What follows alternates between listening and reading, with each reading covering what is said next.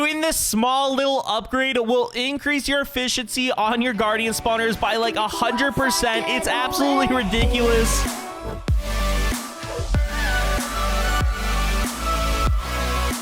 Yo YouTube, what is going on everybody? Welcome to today's video where we are here on MCHub Skyblocky Sun. Hope you guys are all having an absolutely amazing day today. And real quickly, if you guys are new here, make sure to leave a like and subscribe for daily content here on the YouTube channel. And I just want to say thank you to every single one of you making this series and this channel part of your daily routine, coming back to the videos every single day. It really does mean the world to me, guys, and I just hope I can continue to make you guys the best content possible. But guys, right now, if we go ahead and take a look at our PV2 right here, you're gonna notice I have a lot of crate keys, and I love stacking up as many crate keys as possible for the beginning of these episodes to just do a massive opening at the beginning. Now obviously opening these takes a decent amount of time, so I'm just gonna go ahead, we're gonna head over to warp crates right now, and I'm just gonna open all these real quickly, and then we'll take a look at my inventory after the fact. So here's what my inventory looks like right now, and I'm gonna start opening all these right now here live for you guys on camera. And boom guys, just like that, we went ahead and opened everything, and this was actually a pretty good opening. I noticed we actually got a lot of large credit pouches, which is gonna be very, very good and useful. Wow, we actually got like 4 of those in here so far. Wait, is that it? Oh, 5. What? Wait, 6. Okay, we got 6 large credit pouches. That is actually insane. The amount of credits we might make from these pouches is kind of ridiculous right now. I am gonna quick open these real quickly. Hopefully we get some good stuff, and hopefully also we do get some shards. I also was able to go ahead and get a miner gold robot, which we will go ahead and add to our collection here soon. And then we also got ourselves a sell one. It's just a one-time, so it's really not that useful. I'll actually head over to my island right now, and if we go into our ice vault right here, I'll just go ahead and throw that in here. We don't really need it, but I'm just gonna put it in there so my island has access to it. And then we do also have this gold robot right here. As you guys can tell, we actually have a pretty decent amount of robots kind of going for us right now, so let's just go ahead and right click our cave explorer. Boom, there we go. And if you take a look at our mining robots, we now have 3 irons going. We have a gold robot and then also 2 diamonds right here. As you might notice, we don't have any upgrades on any of these just because it's really not that worth it, but we will take that right now. And some little updates right now, we are currently island level 68. We're kind of not right now focusing island levels. We're just trying to make sure we build the best farms, which we're going to go over in today's video some more. But right now we do have all these pouches, so I'm just going to go ahead and start off with a really good one for 8.2 million credits. I'm just going to go through all these pouches real quick, guys. You guys see my balance on the right. We'll see how much we can get, and then I'll be right back. And wow, that was a pretty good opening. If we take a look at our balances right here, we are at 64 million credits almost, and then 128,000 shards, which is very, very good. And real quickly, a lot of you have been asking and commenting, what is the most efficient and effective way to get credits here on MCHub Skyblock Sun? And I will say a big tip, guys, that you can do. This isn't really related to the video. I just wanted to mention it right here. But basically what you guys can go ahead and do is if you guys have, you know, a blaze spawner, I recommend you go ahead and get a level 51 blaze spawner on your island. Right now, I mean, to go ahead and buy a blaze spawner from the shop right here, those are currently going for about 14 million credits here on the server. And then a level 51 upgrade, I guess it's probably going to be, you know, I would say like 25 million credits probably. So you're going to need like, you know, about 30 million credits, let's say, to go ahead and do everything. Then go ahead and try to get souls 10 on, or not souls 10, souls 100 on a sword. Right now we do actually have a souls 100 sword. I showed it off in the last episode. Right now Hugo is currently grinding at our main blaze grinder with it. So right now I have my little souls 10 right here. If you guys didn't know, basically the way you can go ahead and get enchants this season is just through shards here. Shards is like the full eco here on the server. We could add more soul levels to it. I don't want to do that right now though, because we already have the level 100. There's no reason for me to get another. But then basically you're just going to go ahead and grind blazes right here. You also want to make sure you're able to one tap these things. But you're going to notice that while I'm doing this, my shards are going to go up even with souls 10. Like right now we're at 0.71, and if I went ahead and grind this for a little more, boom, just like that, we're at 0.72 now, and that took like literally like 10 seconds, if that. So it's really easy to go ahead and be able to do all these things right here, which I'm really happy about. But then you basically grind up a ton of shards here. You'd go to the auction house and go to blocks, and this is really where you guys could go ahead and exchange your shard for actual credits right here. And if you take a look, you just have to kind of get lucky trying to find these pouches that people might list on the auction house right here. Like right now, medium credits pouch, that's not a good deal at all. Like you have to, it's just really tough because right now shards are so much important in the eco right here. So you have to kind of find good deals. I saw some XLs on here for like 10,000 shards earlier. That's honestly a pretty good deal. I would not get smalls or anything. Try to target like large and XL credit pouches, exchange your shards for that. That's probably the best thing you could do. But yeah, you'll find those in the block section. I know a lot of you were curious about that and just wanted to explain that's pretty much the way you guys can go ahead and find all these different shards here. But yes, guys, as you can tell by the title, today I'm gonna be showing you guys probably the most optimized guardian farm design that you can really have right now here on MCHub. This design is, in my opinion, the best thing. There is a couple more things that you could add to it that we will be adding to our spawner here soon. So I'm gonna give you guys a little heads up on it even before we do it in today's episode. But yeah, so if you guys didn't know right now, and this kind of pairs with endermites as well, this is basically what a lot of people have been setting up recently. But the main thing here we are trying to focus is these guardian spawners right here. If we take a look right now, all our guardian spawners are currently level 51. I think that's like the first thing you guys should all do is before you guys go ahead and, you know, start doing all this like crazy stuff, trying to, you know, max out one to like level 100, get all your guardian spawners in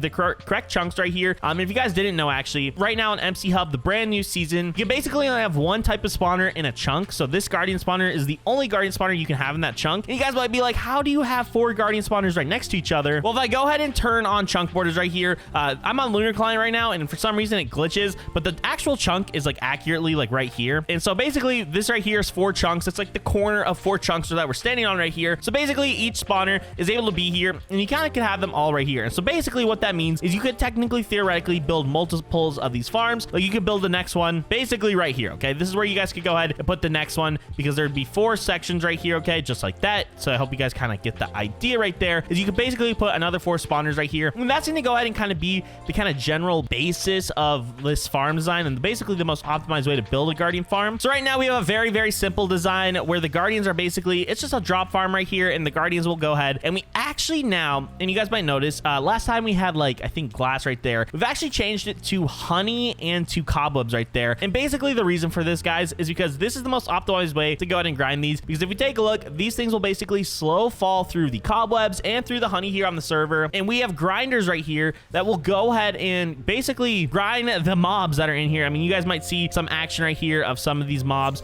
These ones I believe are full if they're face down right now, if I'm not mistaken. Yeah, 100% full, 100% full, and then 100% full. I mean, you guys see how efficient these mob farms designs are. But basically the iron grinder will go ahead and hit this. This is a real iron grinder is not ideal. You definitely want as many obsidians and bedrocks. I will say though, fun fact, guys, 2 obsidians on this farm is better than 1 bedrock. You basically want to have surface area reached here. So if you guys are curious, I would not recommend starting to upgrade to bedrock until you have all obsidians here. Then when you get your 5th one, upgrade one to bedrock, then upgrade another bedrock. That's just a little tip here. I've seen a lot of people force bedrock really, really early, but it would be substantially better for you to get all obsidian here and then work on bedrock after the fact. And then what you're going to do after you guys just have that is basically just build multi-level farms of these grinders. Right here, you might notice we even have a level 100% right here. And this basically, you just want to kind of build it all around to have multiple grinders just around this so that they're constantly, as they're falling down, grinding these mobs. And the reason you want to do this is because if you take a look at the obsidian grinder right here, they have upgrades here, which basically go ahead and allow them to have a higher fortune and efficiency and all that. So you're actually getting more out of the mobs than what you would get if they were a drop farm. Now, as an alternative, just to be safe, what you could go ahead and do as a little backup is you'll also have a little fall pit right here into lava, so that if they do die, then you do have a chunk collector right here that will go ahead and collect these resources. So right here, Heart of the Sea, we have that right here. We also have blaze rods in here. Honestly, I don't even know where the blaze rods are reaching from, but that's just basically the general premise right here. We even have another collector box right here. If we go ahead and click on that, there's more Heart of the Sea in here. We have about 50,000 in there, and that's just kind of like the general idea. And then obviously the other grinder robots we have down here are also collecting the resources. Like if you take a look at the storage, we have like 50,000 in here and almost 100,000 ender pearls in here. Now, ideally right now, what you're going to want to do after that, and what we are working towards right now, is going ahead and be able to purchase one of the custom crafting recipes for these collector boxes. The auto crafting feature, right now we do not have a recipe inserted, and I think we did have one in our IS Vault. Right now we have the enchanted emerald, which would be 5 emeralds, 2 Heart of the Sea. That's great and all, but obviously the ideal one is, I believe, enchanted ender pearls. And you're actually able to go ahead and find these auto crafting recipes on the AH. Right now they are in just, again, the blocks category. The blocks category has a lot of really good stuff. But yeah, right now we're trying to go ahead and find ourselves enchanted ender pearls right here. 600,000 shards to 700,000 shards is what I would recommend. I really wouldn't recommend spending right now the 1 million shards. I just think that's a lot. And these things only sell for about 2,250 credits. So 1 million shards on that is a very expensive. It takes a while to go ahead and be able to get a big number like that. So I would wait until you find a good deal on these auto crafting recipes. I don't know. You want to get the best one, but 1 million shards is just very, very expensive in my opinion. But like 600,000 to 700,000 is a really good deal, and I have seen people list them for that much. So just kind of be aware of that when you guys do build these farms. But basically what you guys could go ahead and do to even make this farm more OP and more efficient is you could go ahead. There's two things you could really do. I would recommend building a ton of those kind of everywhere on your island, because at the end of the day, that is going to be a lot more useful and efficient. But if you guys want to have everything in one systematic farm, you go ahead and basically, using the chunk borders, put your 4 spawners, let's say right here, and have a little water system, kind of push them down here and go into there. Now, again, I personally recommend just have a bunch of these because that's way more optimized and efficient. But if you want to do everything on one central farm, there will be a little bit of a travel time as the water pushes the mobs into that hole from like the different chunks over there. So that's something you will have to consider and factor in. But if you guys want to go ahead and make everything in one central farm, that is what you could do right there. But again, I would recommend for the most optimized version of this farm design is just make a bunch of these, like kind of spread out across your island. It's probably the most simple and effective way to go ahead and have the best guardian farm here on the server. So yeah, guys, I don't really know. It's just not, it's as simple as that right here.